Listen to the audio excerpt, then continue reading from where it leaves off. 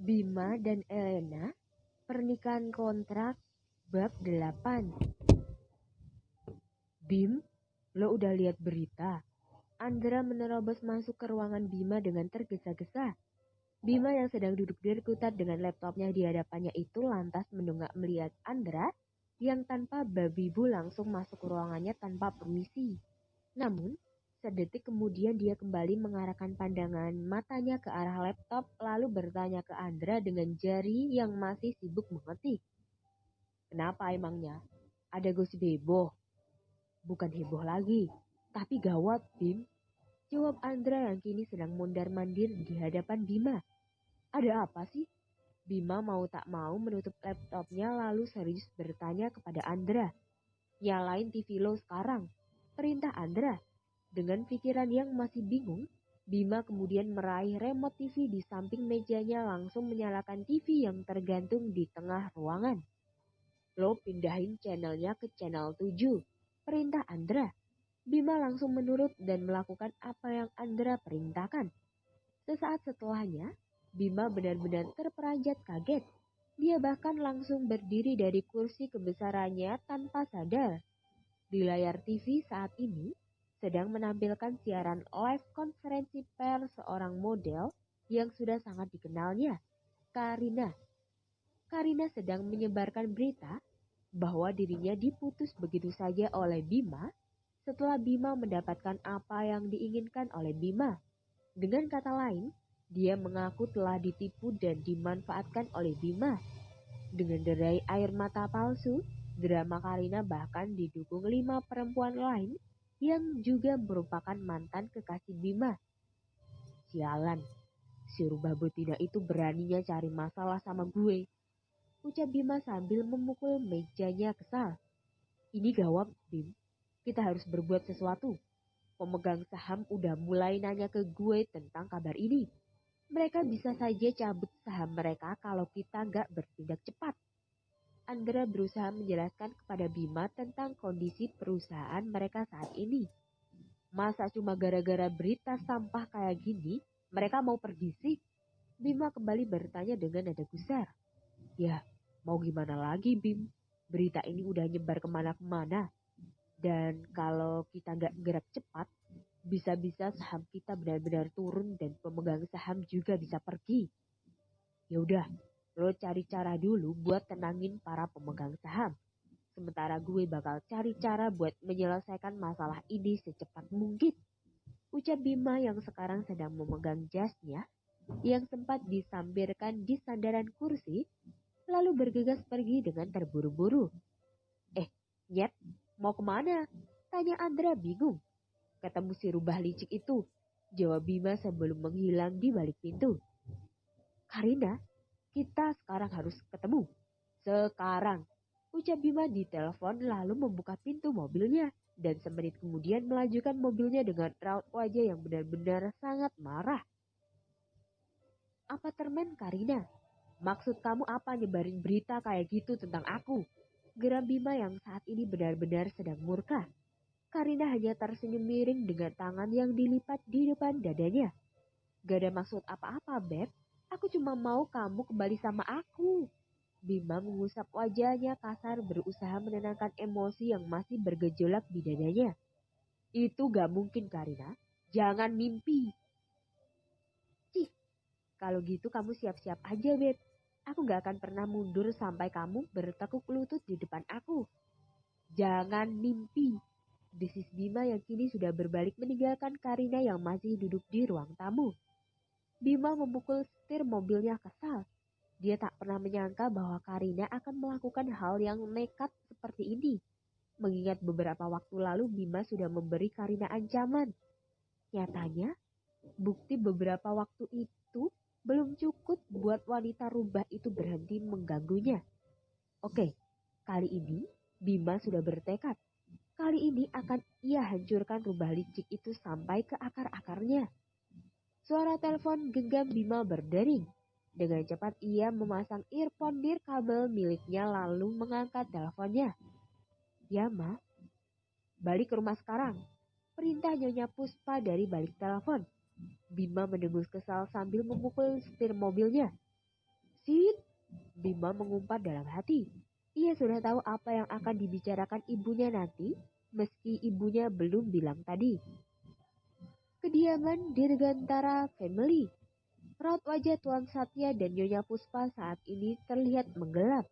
Sedangkan Bima sudah bisa menebak dari raut ekspresi wajah kedua orang tuanya. Jelaskan apa yang sebenarnya terjadi. Apa kamu benar bermain-main dengan Karina Munaf dan 5 gadis lainnya yang ada di berita itu? Suara dingin Tuan Satya terdengar. Gak, Pak. Mereka cuma ngarang cerita palsu doang. Masa Papa bisa percaya gitu aja sih? Papa gak akan percaya seandainya mereka gak ngasih lihat foto mesra kamu sama mereka di media. Tapi Pak, mereka cuma mantan-mantan aku. Toh mereka dari awal udah setuju buat senang-senang saja sama Bima. Cuma Bima gak nyangka mereka bisa sampai kayak gini. Intinya, kamu memang salah Bima. Dan Papa juga sudah mendengar kondisi perusahaan kamu yang lagi goyah karena berita ini. Bima mendengus kesal. Ia tak tahu harus berkata apa lagi. Satu-satunya cara agar berita ini bisa diselesaikan dengan cepat adalah kamu harus menikah. Lanjut papanya lagi. Apa? Bima hampir saja melompat berdiri ke atas meja jika saja ia tak ingat ia sedang berbicara dengan siapa. Big no, Bima gak mau. Bim, papa kamu benar. Kalau kamu bisa menikah secepat mungkin, gosip itu juga pasti akan hilang dengan sendirinya. Mama setuju sama ucapan papamu. Nyonya Puspa berusaha membujuk Bima. Tapi Ma, Bima belum siap. Lagian, Bima pasti bisa kok selesaikan masalah ini secepatnya. Mau tunggu berapa lama sampai perusahaan kamu bangkrut? Tuan Satya mendengus kesal. Ya, gak lama. Papa cuma kasih 2 pilihan. Kamu setuju menikah atau saham Papa akan Papa cabut dari perusahaan kamu. Kali ini Bima benar-benar kelambakan. Dia tidak mungkin membiarkan papanya menarik saham yang ia tanam di perusahaannya. Jika itu terjadi, maka kondisi perusahaannya akan mengalami guncangan yang serius. Mengingat Tuan Satya memegang 25% saham di perusahaan Bima. Tapi, Bima gak punya calon yang pantas, Pak. Bima bersuara dengan frustasi. Kali ini dia akhirnya mengalah. Bukannya kamu bisa menikah dengan wanita manapun, nak? Kali ini papa dan mamamu tidak akan ikut campur. Pasti di antara sekian banyak wanita yang dekat denganmu, ada salah satu yang benar-benar kamu sukai. Tuan Satya berusaha memberi pengertian. Tapi masalahnya Bima sendiri bingung. Dia tidak menampik bahwa dirinya memang dekat dengan banyak wanita. Namun sayangnya Bima tak pernah jatuh cinta dengan salah satu dari wanita-wanita tersebut. Bima gak tahu, Pak. Bima gak mencintai siapapun saat ini. Ucap Bima menggeleng frustasi. Dari sekian banyak wanita yang deket sama kamu, gak ada yang kamu cintai, Bim. Kamu benar-benar keterlaluan, nak. Pantas saja mereka kompak menyerang kamu. Sahut Nyonya Puspa. Ma, aku tuh udah pusing banget sekarang. Jangan nambah-nambahin lagi dong. Ya Mama kan cuma kasih tahu, Bim. Sebagai sesama wanita, Mama tahu perasaan mereka. Makanya kamu harus benar-benar menikah dan fokus sama istri kamu aja. Jangan lagi main perempuan di luar sana. Tapi Bima gak tahu siapa yang pantas buat Bima. Mama sama Papa punya calon. Tapi Mama ragu sih. Kamu mau? Ucap Nyonya Puspa ragu. Siapa, Ma? Bima bertanya penasaran. Elena, Nyonya Puspa dan Tuan Satya kompak menyebutkan satu nama. Apa-apaan ini? Bima tidak akan pernah mau menikah dengan bocah tengil itu. Membayangkan saja Bima tak pernah. Apalagi jika menjadi kenyataan. Namun di sisi lain Bima juga harus memikirkan nasib perusahaan yang dibangun dengan jerih payahnya sendiri. Dirgantara Group bukanlah perusahaan yang Bima dapat dari ayahnya, melainkan dari usahanya sendiri selama bertahun-tahun. Tuan Satya sendiri adalah pemilik hotel ternama yang punya ribuan cabang di berbagai kota. Beliau juga merupakan pengusaha tambang batu bara. Tambangnya tersebar di Kalimantan dan Sumatera. Namun sayangnya Bima masih tak ingin mengambil alih perusahaan milik ayahnya dan lebih memilih mendirikan usahanya sendiri yang terbilang benar-benar sukses dan mendunia. Namanya bahkan tercatat sebagai salah satu pengusaha muda terkaya se-Asia Tenggara. Kali ini, Bima harus memutuskan, menikah atau membiarkan perusahaannya dalam masalah. Oke, Bima setuju. Setelah mempertimbangkan ini itu, Bima akhirnya setuju. Meskipun ia yakin 100% bahwa si bocah tenggil akan menolak. Tetapi tenang saja wahai pembaca yang budiman, Bima sudah punya strategi sendiri untuk menaklukkan bocah tenggil itu. Lihat saja nanti. Ayo kita nikah. Elena hampir saja menelan seekor lalat yang terbang melintas ketika Bima yang masih berada di ambang pintu berkata dengan lantang. Ayo kita nikah. Apa-apaan sih manusia kutub ini?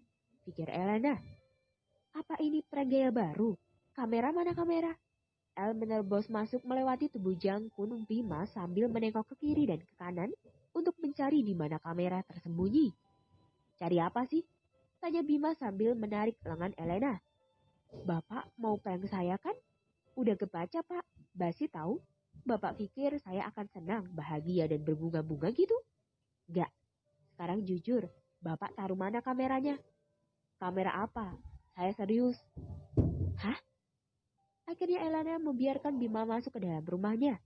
El ke dapur sebentar membuat secangkir teh untuk Bima sebelum kembali duduk dengan wajah merengut di depan Bima. Minum dulu, Pak, tehnya nih, ucap Elena. Terima kasih, jawab Bima singkat sambil menyesap teh buatan Elena.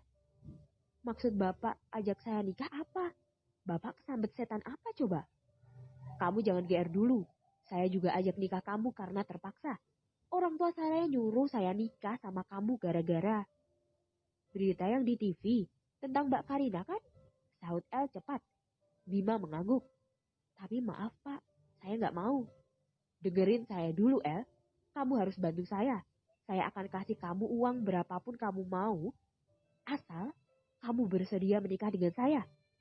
Maksud bapak mau beli saya? Saya bukan cewek matre pak.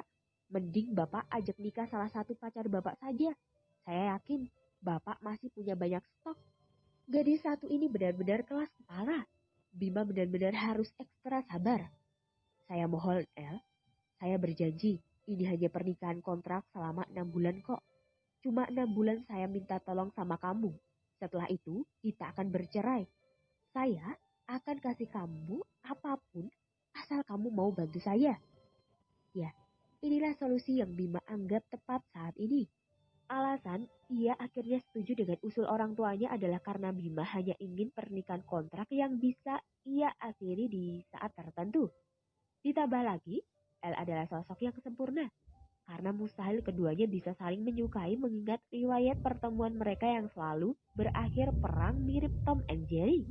Jadi, jika suatu hari perjanjian nikah kontrak selesai, mereka berpisah tanpa ada yang tersakiti karena memang tidak ada cinta di antara mereka sedari awal. Bapak memang benar-benar gila. Bapak pikir pernikahan itu mainan. Saya nggak akan mau berapapun bapak mau bayar saya. Kamu kok keras kepala banget sih, El? Saya tahu kamu butuh uang. Kalau kamu nikah sama saya, kamu nggak perlu kerja lagi. Cukup kok duduk manis dan uang akan mendatangi kamu. Maaf pak, saya nggak tertarik. Buat saya pernikahan itu sakral. Dan saya hanya akan melakukannya sekali dengan lelaki yang saya cintai sekali seumur hidup. Jadi, simpan tawaran gila bapak untuk orang lain. Oke, saya nggak akan maksa. Saya kasih kamu waktu seminggu. Temui saya kalau kamu berubah pikiran. Ujar Bima sambil meletakkan selembar kartu nama berisi nomor telepon Bima di atas meja. Kemudian, ia berpamitan pulang. Meski El tidak menanggapi dia sama sekali. Terima kasih telah mendengarkan.